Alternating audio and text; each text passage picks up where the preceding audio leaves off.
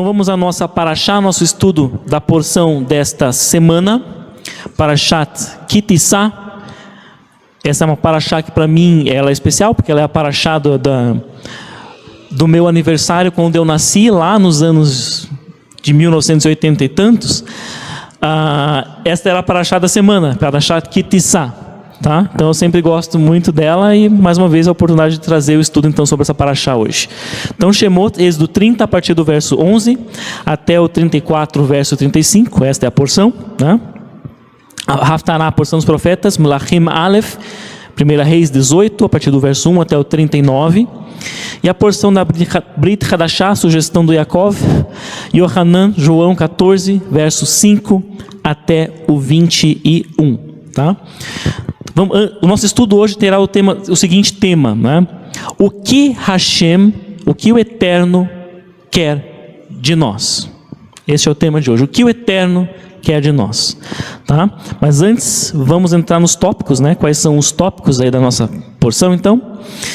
São vários, né? Acontece muita coisa aí nesta parashá, iniciando com instruções finais para o Mishkan, para a construção do tabernáculo, né? Que é o que nós lemos aqui no início, né? Tem aqui a questão também do shekel, do shekalim, que eram doados, né?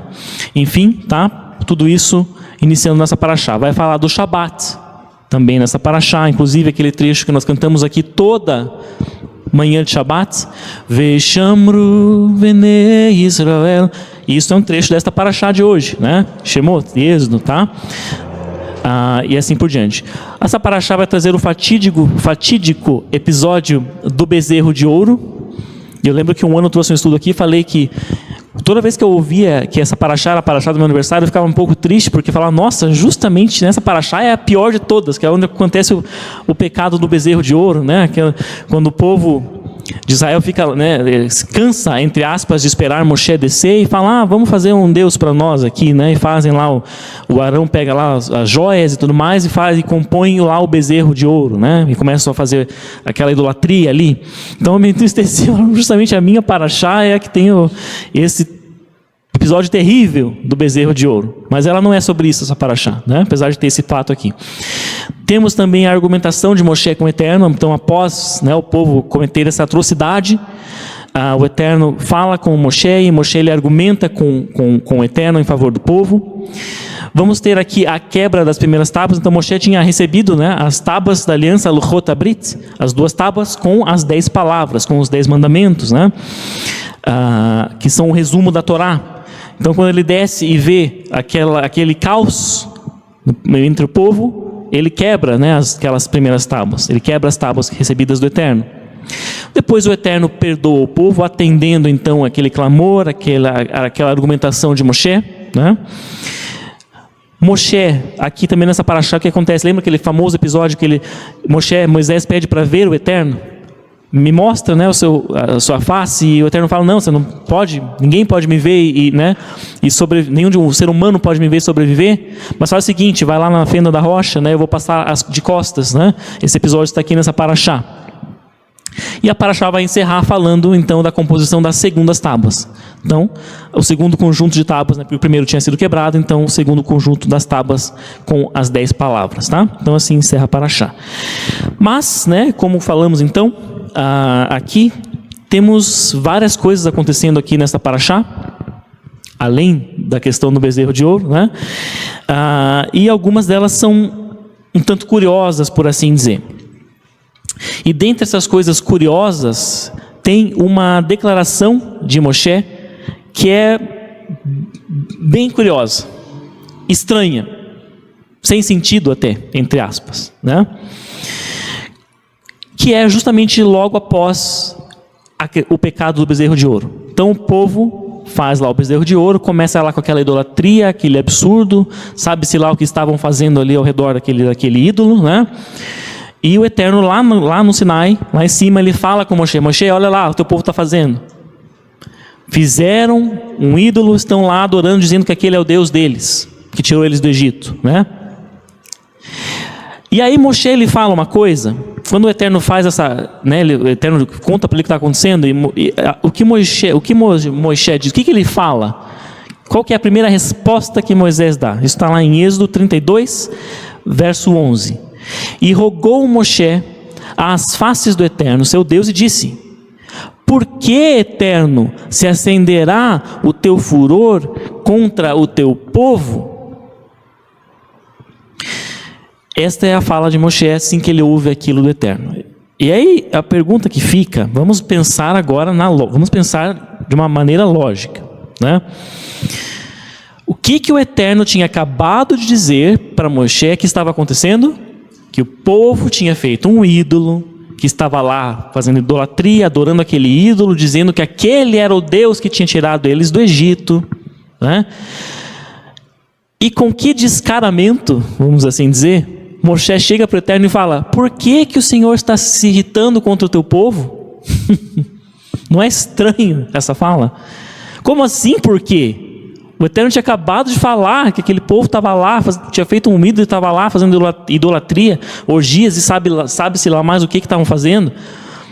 Como que Moshe me pergunta para o Eterno por que ele estava furioso contra o povo? Que tipo de pergunta é essa que Moshe lança, né? Tem algum advogado aqui? Alguém que trabalha com advocacia? Não? Mas os advogados diriam que esse argumento aqui é absurdo, é descabível, sem sentido, sem nexo, sem lógica, né? Péssimo argumento lançado por Moshe. Mas por que ele diz isso? Com tantas coisas que ele poderia dizer, ele diz: por que, Eterno, se acenderá o teu furor contra o teu povo? Aspas minhas agora aqui. Eles só estão lá idolatrando o ídolo. Por que vai se acender o teu furor contra o teu povo? Só uma festinha ali com o ídolo. Por que vai se acender o teu furor contra o teu povo? Né? A nossa lógica seria quase como se fosse esse o argumento dele, né? Mas por que ele diz isso? Por que Moshe diz isso? Um dos sábios que eu mais gosto, que é o Ramban, não o Rambam, esse eu não gosto muito, sempre falo isso, mas podem ler o Rambam também. É o Yaakov que não gosta muito dele. Mas o Ramban, o Nachmanides, ele questiona algo muito interessante aqui sobre essa fala de Moshe, né? E ele mesmo, e o Ramban, o Nachmanides, ele mesmo fala: o argumento de Moisés, deveria ter sido muito mais simples do que falar isso, né? Por quê? Qual que seria a lógica? O Eterno vai lá e fala: Moisés, teu povo está lá idolatrando, fizeram um ídolo, estão adorando aquele ídolo, dizendo que aquele é o Deus deles. Qual que seria a lógica? Moshe, né? Vamos colocar assim: se prostraria, ele se jogaria, lançaria diante do Eterno e faria o quê? É uma coisa que a gente faz no Yom Kippur. Vidui. O que é vidui? Confissão, né? Eterno, sim, teu povo está pecando lá, mas perdoa, né? A lógica: perdoa teu povo, Eterno. Sim, eles estão cometendo pecado, mas tem misericórdia, perdoa, enfim. Esse seria o argumento lógico diante desse fato, daquilo que está acontecendo ali, diante daquela fala do Eterno para ele. Fazer o vidui, fazer uma confissão, né? E ele faz isso, mas não agora, ele faz só mais tarde, aqui no texto. Depois lá que ele já desce, que ele faz o vidui, essa confissão. Mas ele não faz isso agora, nessa lógica, né?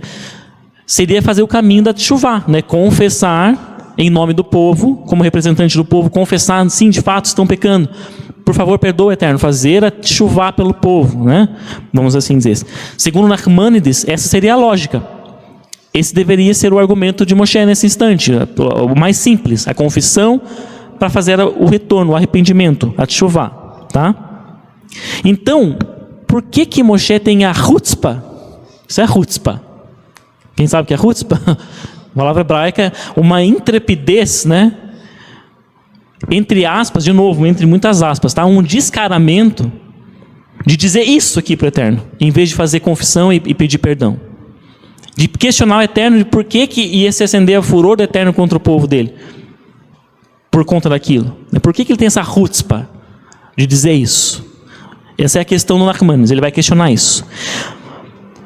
Mas para a gente entender melhor a resposta que o Nachmanides dá para esse entrave aqui, a proposta que ele dá para entendermos isso, antes, para a gente entender melhor a resposta que ele dá, é importante a gente ler essa conversa aqui de Êxodo 32 com mais atenção, um pouquinho mais de atenção. Então nós vamos destrinchar ela um pouquinho mais aqui.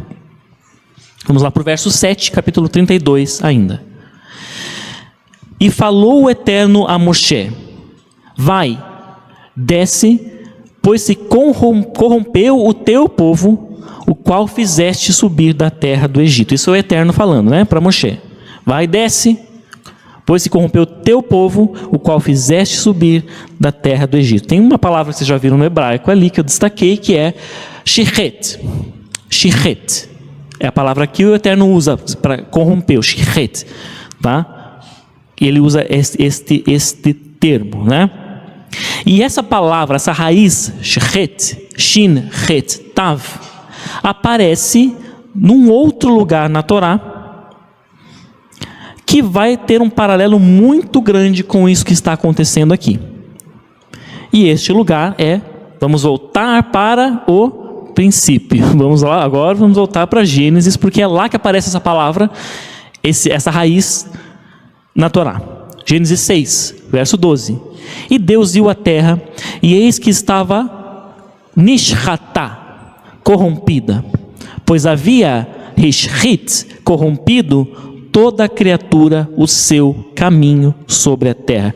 Que passagem é esta? O que acontece aqui em Gênesis 6? O anúncio do dilúvio. Do dilúvio. Quando o homem havia se corrompido quase que totalmente sobre já a face da terra, a um ponto extremo, né? E o Eterno ele diz isso.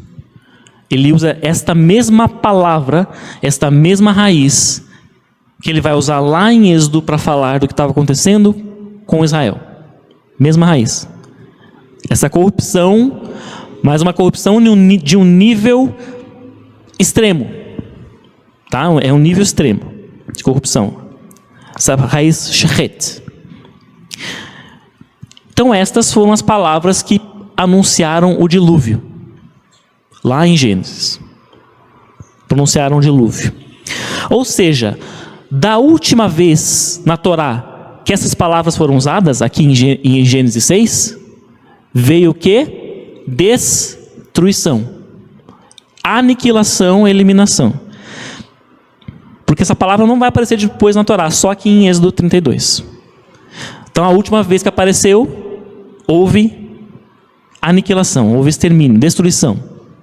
Tá? O dilúvio.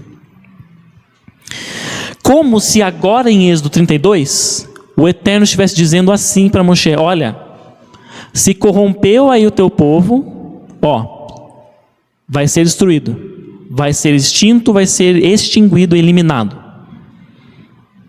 Nada na Torá é por acaso, e essa palavra aparece só aqui em Gênesis 6, depois só lá em Êxodo 32. Nada por acaso, tá? Mas guardem aí por enquanto. Então é como se ele dissesse: agora vai ser o fim também. Como foi o fim para aquela sociedade lá antediluviana, será o fim também agora para o teu povo aí. Né? E de novo, olhem como o Eterno se refere a Israel, ao povo: o teu povo, Moshe, amerra. Ele não fala meu povo, fala teu povo aí, ó. Olha o que eles fez: corrompeu o teu povo, Moshe. É o que ele fala, né? Como se ele estivesse já se distanciando, se separando daquele povo ali. Não é meu povo, não, é teu povo, Moshe. Fala, olha lá, desce lá, porque shichet, estão corrompidos e eu não estou mais associado com eles. Estou me desassociando deles. É isso, como se fosse isso. Aí no verso 8, voltando aqui então em Shemot, em Êxodo 32, verso 8 diz assim: é o Eterno ainda falando, né? Saíram depressa do caminho que lhes ordenei, fizeram para eles um bezerro fundido, prostraram-se diante dele e sacrificaram-lhe e disseram: estes são teus deuses, ó Israel, que te fizeram subir da terra do Egito. Né? Vamos pensar num processo judicial agora, né? Vamos pensar como se fosse um processo judicial aqui. O Eterno contou, qual é o caso? O caso é: o povo se corrompeu lá. Como se corrompeu? Aí o Eterno vai destrinchar aqui a acusação, né? Eles saíram do preço do caminho, foram lá, fizeram um bezerro, e estão dizendo que ele fizeram sacrifício para ele, estão dizendo que ele é o Deus, e os deuses que fizeram ele subir do Egito. Essa é a acusação. Temos uma acusação aqui, por parte do Eterno, né? Do que estava acontecendo. Mas logo em seguida, vem algo interessante, no verso 9. E disse o Eterno a Moshe: tenho visto a esse povo, e eis que é um povo de dura cerviz. Verso 9. Quem, pergunta, de novo, nada na Torá é por acaso. Quem que estava falando ali no verso 8? Quem está dando aquela fala no verso 8? O Eterno, né? Hashem, o Adonai, é ele próprio. Então por que o verso 9 começa de novo com e disse o Eterno a Moshe? Era ele mesmo que já estava falando antes. Por que fala e disse o Eterno a Moshe se o Eterno já estava falando antes com Moshe? Por que repetir de novo? Nada na Torá é por acaso. Se no verso 8 o Eterno lançou uma acusação, a acusação é esta: o povo fez um ídolo, está lá adorando aquele ídolo, né? É como se tivesse tido ali um momento de silêncio entre o verso 8 e o 9. Porque Moshe, diante de ouvir aquela acusação, o que ele ia falar? Olha, o povo fez um ídolo, Moshe, e está lá idolatrando aquele ídolo. E ainda pior, dizendo que aqueles são os deuses que levaram eles do Egito, tiraram eles do Egito. É como se Moshe não tivesse que dizer. Segundo os sábios, é isso que aconteceu. Ele ficou em silêncio, porque ele não tinha o que falar. Ele ficou em silêncio. Por isso que o verso 9 é como se fosse, teve um silêncio, aí o Eterno volta a falar. No verso 9. Então houve um silêncio entre o 8 e o 9. De o Eterno esperar talvez que Moshe dissesse alguma coisa, Moshe não diz nada porque ele não tem o que dizer, e o verso 9 o Eterno volta a falar. Então assim, foi dada a acusação, não houve uma fala da defesa, a defesa não teve explicativa, né? E aí no verso 9, então vem uma condenação, uma constatação, aliás. Olha, esse povo aí não tem jeito. Como quase isso, né? Esse povo não tem jeito. Eles são de dura cerviz, não tem jeito esse povo aí. Você está vendo, Moshe? Não tem jeito, tá? Tem uma constatação aqui. Então houve esse silêncio, o Eterno agindo como promotor, né? Vamos pensar de novo, uma peça judicial. O Eterno agindo como promotor, colocou a acusação e fez a constatação. Né? Esse povo não, ou seja, esse povo não tem jeito. É como se falasse, isso que ele fala no verso 9 é: esse povo não tem jeito. Não adianta, eles são muito teimosos, não adianta se querer, não tem jeito. É como se fosse isso, tá? Uma constatação. E o Moshe fica em silêncio, não fala nada ali ainda, né? Não diz nada em defesa. E daí diante do silêncio do advogado de Moshe, vem a sentença, no verso 10. E agora deixa-me, e minha ira se acenderá contra eles e os consumirei. E farei de ti, Moshe, um grande povo. Veio a sentença. Então o advogado não manifestou, foi feita a acusação, foi feita a constatação, veio a sentença do juiz.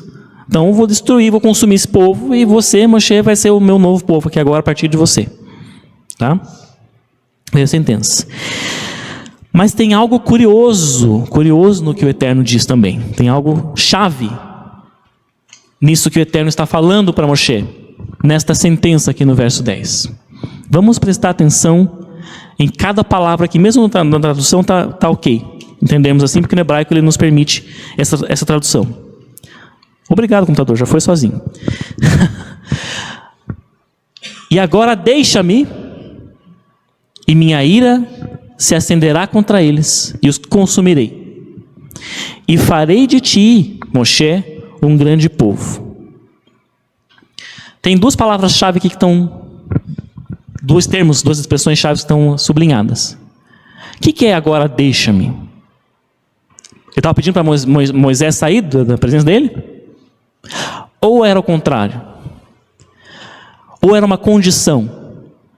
Agora, Moshe, se você me deixar aqui, Moshe, a minha ira vai se acender e eu vou consumir aquele povo.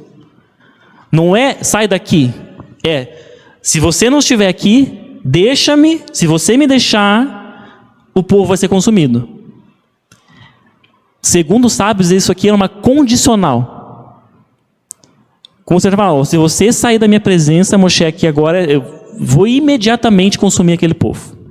Era isso. Se você me deixar aqui, acabou o povo, né?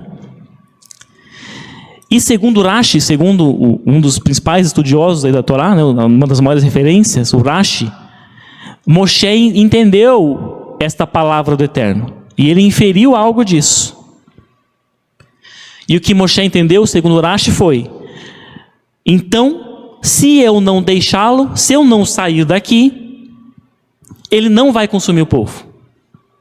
Segundo Rashi, foi isso que Moshe entendeu dessas palavras. Se eu não deixá-lo, se eu não sair da sua presença, o povo não vai ser consumido. Tá? Isso foi o que o Rashi diz. E então, voltando ao Nachmanides, que o Nachmanides ele dá uma resposta para esse dilema de por que Moshe fala isso lá no verso 11. Que ele fala no versículo 11 já na seguida. Ele fala: por que se acenderá o teu furor contra o teu povo? Né? Voltamos então ao Ramban, ao Nachmanides. E lembrando que ele pergunta por que Moshe não tinha feito o simples, que era fazer o vidui, confessar, né? E tentar buscar o arrependimento em nome do povo, fazer teshuvá. Por que ele não faz isso, né? A pergunta é, a resposta que o Nachmanides dá é a seguinte: ele lança uma pergunta: onde que nesse ponto Moisés estava ainda? Estava lá no Sinai, com o Eterno, né? Estava ali. Com o Eterno, certo? E o que estava acontecendo lá embaixo ainda? O povo estava lá na balbúrdia, na idolatria, nas orgias, nos sacrifícios ao ídolo, sei lá o que mais, né? Isso estava acontecendo nesse momento. E Moshe lá em cima. Então, a lógica seria, para ele fazer aquilo parar, numa lógica, ele teria que descer no Sinai, e ir lá fazer o povo parar, porque do que adiantar ele confessar? Vamos pensar assim, tudo bem, ele podia confessar, né? Realmente o povo pecou, mas o povo ainda estava lá pecando. Ele podia confessar e não adiantar nada, porque o povo continuava naquela idolatria ali, naquele momento. Então, ele teria que descer, fazer aquilo parar, e daí confessar, e daí fazer a teshuvá. Certo? Era isso, essa era a lógica. Mas, deixa-me, e eu vou consumir aquele povo. Ele entendeu que se ele saísse dali do Sinai, da presença do Eterno, o povo ia ser consumido. Então veio o dilema: e agora, o que eu faço? Porque para fazer aquele povo parar, eu tenho que descer lá. Para fazer a confissão, eu tenho que descer lá e fazer aquele povo se arrepender. Mas se eu sair, o Eterno disse que se eu sair daqui, ele vai consumir o povo. E agora? É isso. Moshe ele ficou nesse dilema. E agora o que eu faço? Né? Eu fico aqui, se eu sair o povo, não vai dar tempo, quando chegar lá o povo já está consumido. Então ele fica. E daí, o que ele diz? Por que, Eterno, se acenderá o teu furor contra o teu povo? Verso 11, que nós lemos aqui no início, né? E para a gente entender essa fala de Moshe, então, melhor, entender qual foi a lógica dele, porque na nossa lógica parecia não fazer sentido nenhum ele falar isso aqui. Tem uma palavrinha-chave ali, em hebraico, que ele usa, que é lama. Lama Adonai. Por que Eterno? Em hebraico, vamos agora uma mini aulinha de hebraico. Em hebraico tem duas palavras para porquê, né? Pedro sabe também. Quem fez hebraico, o Pedro sabe, talvez saiba também. Duas palavras para porquê. Madua é uma e o lama é a outra. Lá aqui aparece o lama. Madua é a outra palavra para porquê no hebraico. Madua, ela tem uma conotação de um porquê tentando buscar uma explicativa no passado. Algo que houve no passado, tá? Para que as coisas estejam assim no presente. Então, um porquê, sei lá, aconteceu, né? Vou buscar no passado entender o motivo da situação estar assim hoje. por exemplo, tá? Madua, ele tem essa conotação mais de investigar o passado, por assim dizer. Mas o lamá é diferente.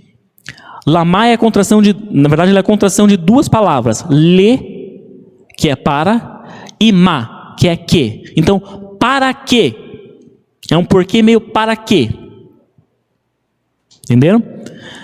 Que é uma conotação de futuro. Está entendendo assim? Por quê? Para quê? Por que motivos, Eterno, se acenderá o teu furor contra o teu povo, pensando não no passado, mas no futuro? Já vamos entender isso melhor. Como assim, né? Aonde, Eterno, essa sua ira vai levá-lo e vai levar o teu povo? E de novo, lembra que o Eterno falou para Moshe? Teu povo, Moisés. Teu povo está lá pecando, fez lá um ídolo. E Moisés responde para o Eterno como? Teu povo, Eterno. Então um joga para o outro, né? Mas assim, Moshe ele responde dizendo, é o teu povo. Né? E qual seria o objetivo, Eterno? Qual seria o objetivo da tua ira se acender e o Senhor consumir o teu povo? Qual seria o objetivo disso? Aonde isso iria levar? Esse lamá é isso. Aonde isso iria levar? Por quê? Né? Porque tu estás conectado, é o teu povo. Foste tu, Eterno, que tiraste eles do Egito. E se o Senhor destruir, consumir esse povo, o que os egípcios vão dizer? Vão falar que tu és um Deus que tirou o povo de lá só para destruí-los no deserto. O que eles vão entender? O que os povos, o que as nações vão entender disso, Eterno? Como ficará o teu nome diante das nações, diante dos egípcios? Isso que Moshe está falando. Esse é o argumento dele. Porque tu, né, livraste o povo, tu prometeste a Abraão, a Isaac, a Jacó, que faria deles uma nação numerosa, e como que, se o Senhor consumir-lhes agora, onde estará essa promessa? Este é o argumento que Moshe lança, aqui, nesse instante. E por isso ele fala lamá, que é um lamá, para quê? Onde isso vai levar? Com qual objetivo isso? Se o Senhor consumir teu povo, o que vai acontecer? Qual que vai ser o outcome? Qual que vai ser a saída disso? Esse é o argumento que ele usa. Por quê? Aí, segundo os sábios, também entendem que foi a lógica de Moshe aqui. Por que ele lança esse argumento dessa forma? Porque ele sabia que a única pessoa capaz de impedir o Todo-Poderoso era quem? O próprio Todo-Poderoso. Não havia nada que ele, Moshe, poderia fazer, nem nenhum outro ser humano. Não havia nada que eles pudessem fazer para impedir o Eterno de fazer algo que ele estava determinado a fazer. Ou havia? Não havia. Né? Ele sabia que só o Eterno podia se parar. Então ele lança esse argumento, dizendo, Eterno, como vai ficar o teu nome diante das nações, se esse povo for destruído de uma vez, dessa forma, né? E aí ele se coloca nessa chutzpah. Ele tem essa chutzpah, essa intrepidez de lançar esta pergunta para o Eterno, de argumentar com o Eterno de uma maneira que levasse o Eterno a reconsiderar o Criador de todas as coisas, né? Pense, é uma intrepidez de Moshe chegar e dizer isso para o Eterno. E aí eu pergunto para vocês, o Eterno, o Todo-Poderoso, Onisciente, Criador de todas as coisas, já não sabia disso? Que se ele destruísse o povo daquela forma, o seu nome seria difamado, né, diante das nações? Ele já não sabia disso? Ele já não sabia que Moshe poderia lançar esse argumento? Sabia. E eu diria para vocês, ele estava esperando esta resposta. Isto era um teste para Moshe. Para Moshe, já vamos ver. Tem um paralelo muito grande aqui que vai nos fazer entender esse teste.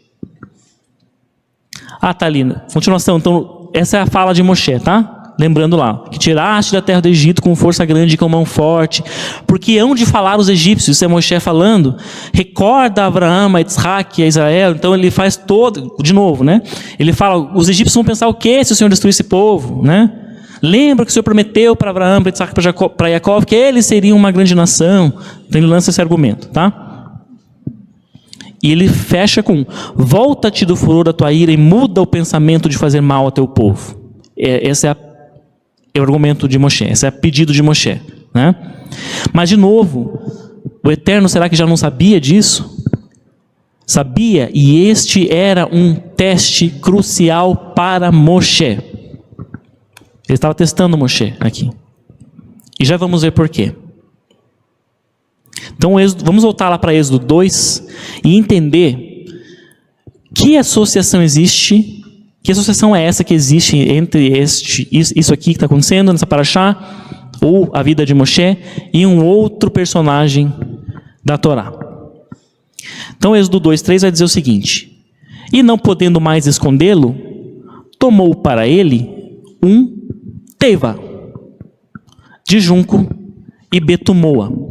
Isso aqui é falando lá do começo da história de Moshe. Lembra que, né, o rei tinha mandado matar os meninos hebreus, né, jogar lá no Nilo, e aí a mãe de Moshe faz lá, né, aquele plano para salvá-lo. E ela faz para ele, segundo a Torá, as traduções trazem cesto, mas a palavra em hebraico é arca, teva, uma mini arca. Betumada igualzinho, né? Ele betuma por fora para não entrar água, né? Pelos furos, tá? Então teva. Qual é o outro personagem associado à arca que nós temos na Torá? Noé, tá? Noé também entra numa arca, né? Para ser salvo com sua família. Então teva. Então temos dois personagens, Moshe e Noé, ambos salvos por intermédio de uma arca. A mesma palavra no hebraico, teva, né? Ambos salvos por intermédio de uma arca. Aí, neste diálogo que, lá, voltando a Êxodo 32, nesse diálogo que nós lemos aqui, que nós estamos estudando aqui, tem raízes curiosas nessas falas do Eterno e de Moshe um para o outro aqui. Isso aqui no verso 10 é o Eterno falando, lembrando. Aquela palavra que ele usa, né? Deixa-me, né? Veatá hanichá. Deixa-me, e agora deixa-me para que a minha ira se acenda contra eles. Ou deixa-me e, se você me deixar, a minha ira vai se acender contra eles. Veatá hanichá. Temos ali uma raiz com duas letras em hebraico. Nun e Het. São as letras de um nome de quem? Noah. Nun, Het. O nome de Noah é só duas letras. Nun, Het. E aqui temos a mesma raiz. O Eterno fala para Moshe, vá hanichá, usando a raiz de Noah, de Noé.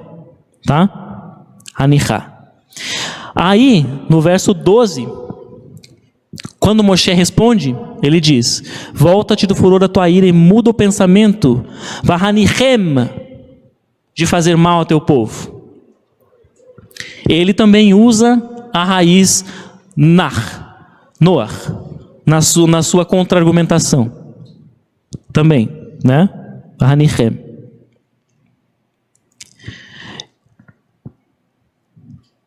E se a gente for lá para Gênesis 6, que é onde acontece lá, né, a história, o episódio relacionado ao dilúvio, vamos ter o seguinte, Gênesis 6:6. Quando fala que arrependeu-se o Eterno de ter feito o homem na terra, a palavra que a Torá usa é, olha lá, Veinachem. Mesma raiz, Noah. Arrependeu-se o Eterno, Veinachem. Mesma raiz, Nach. Nun, Het. Mesma raiz, tá? Hanichá, Veinachem, Veinachem. Então, nós temos aqui na Torá um paralelo entre esses dois personagens. Muito importante e muito interessante. Que mostra uma diferença entre eles. A Torá chama Noah de tzadik, de justo. De fato, né? Ele vivia numa sociedade extremamente corrompida, não sabemos o quanto, talvez próximo do que nós vemos hoje, né? No nosso meio. Mas era uma sociedade corrompida ao extremo. E a Torá o chama de tzadik, de justo, porque ele de fato preservava aqueles princípios ali, mesmo vivendo numa sociedade que 99% era corrompido. Então ele era um tzadik, segundo a Torá. Mas mesmo um tzadik tem escolhas, tem um livre-arbítrio e tem posturas. E a Torá está nos mostrando aqui a diferença entre duas pessoas que foram consideradas justas. A diferença em um aspecto fundamental aqui. Quando o Eterno anuncia o dilúvio para Noé, fala, vou destruir essa humanidade aí, né? O pecado deles subiu, vou destruir a humanidade, vou pegar você, Noé, e a sua família, faça lá uma arca, entrem, vocês, quem entra na arca vai ser salvo. Qual foi a resposta de Noé? Qual foi a resposta de Noé? Ele falou, ok. Foi lá, construiu a arca, né, fez o que tinha que fazer. E ok. Quando, aqui em Êxodo 32, o Eterno chega para Moisés e diz, vou destruir esse teu povo. E vou salvar só você e a sua família. Qual foi a resposta de Moisés? O que ele faz? Ele fala, ok? Tá bom? Não.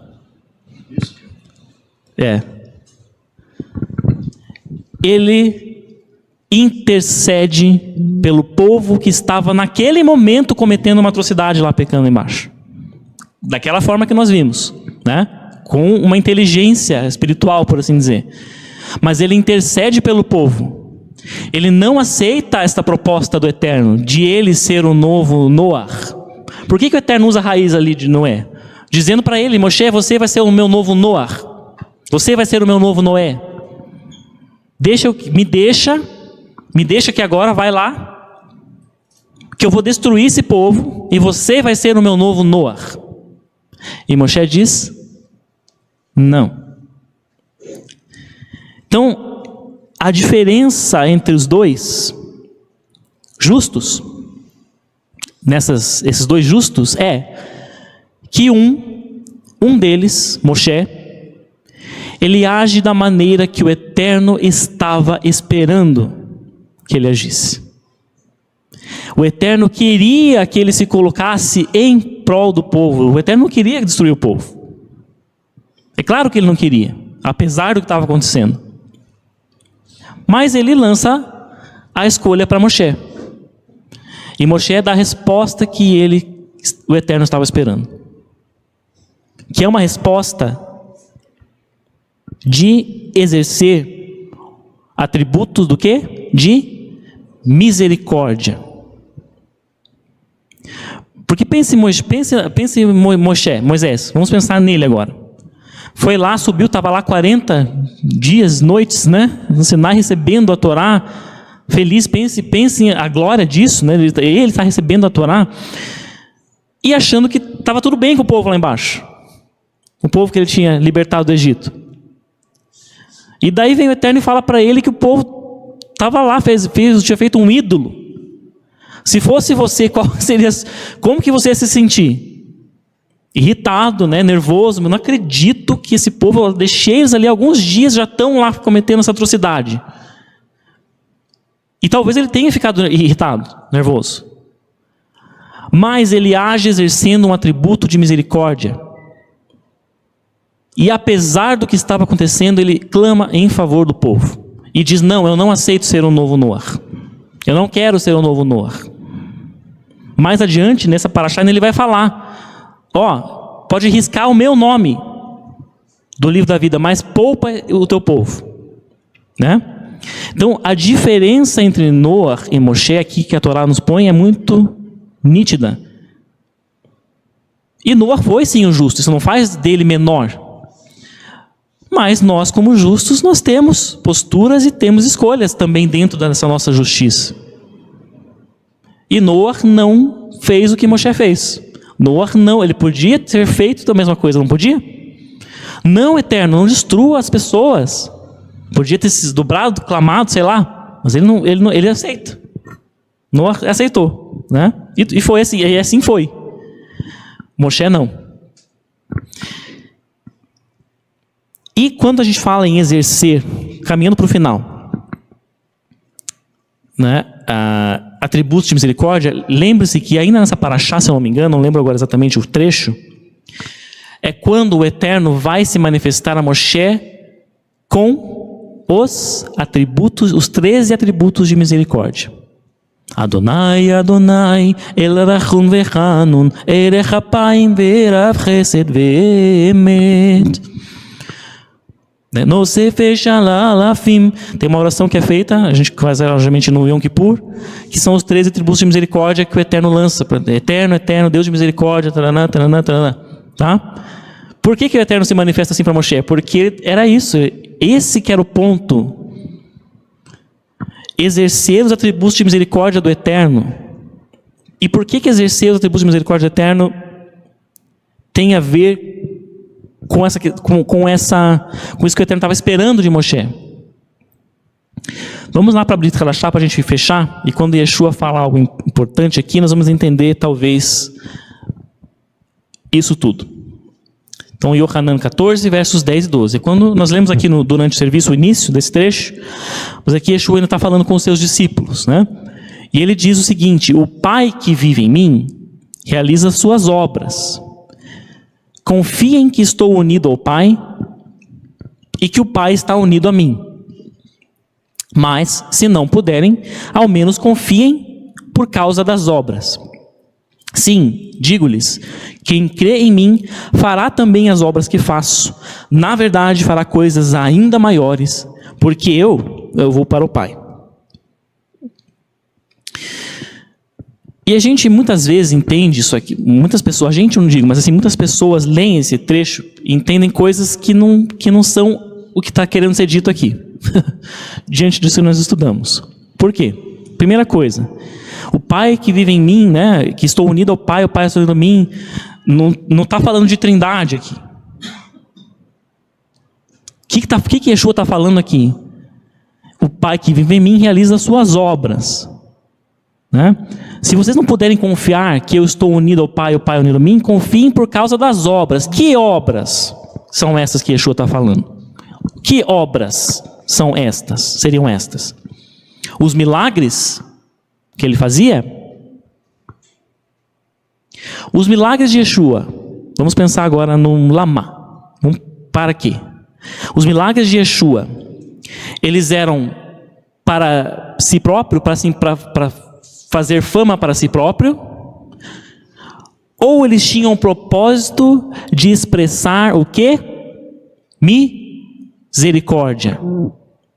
Ou eles tinham o propósito de mostrar ali, através deles, a misericórdia do Eterno para com aquelas pessoas. Né? Porque se a gente pensar que Yeshua, e assim, muitas pessoas pensam assim, né? Hoje em dia, eu já vi muito isso, que Yeshua fazia milagres para provar que ele era o Messias, aí ele estava querendo fazer fama para si próprio. Marketing. Olha, eu sou o Messias, estou fazendo um milagre aqui. Será que era isso? Não. Era para expressar atributo de misericórdia do Eterno.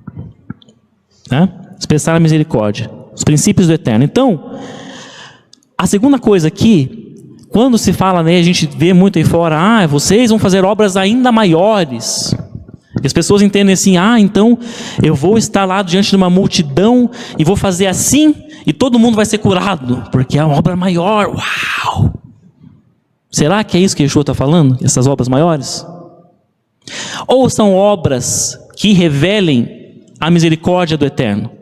Atitudes nossas que mostrem para as pessoas lá fora a misericórdia do Eterno, que existe um Criador e que Ele as ama. Para mim, aí é a interpretação do Yaakov, né? Cada um pode ter a sua. Para mim é isso que Yeshua estava falando.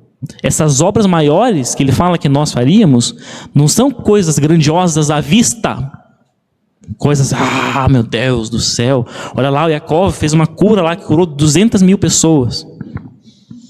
Né? Para mim, isso que Yeshua está falando é obras que revelam o Pai. Como que você revela o Pai? Exercendo o caráter dele aqui neste mundo. É isso. Dessa forma que Yeshua estava unido ao Pai a ele, porque ele, tudo que ele fazia refletia o caráter do Eterno.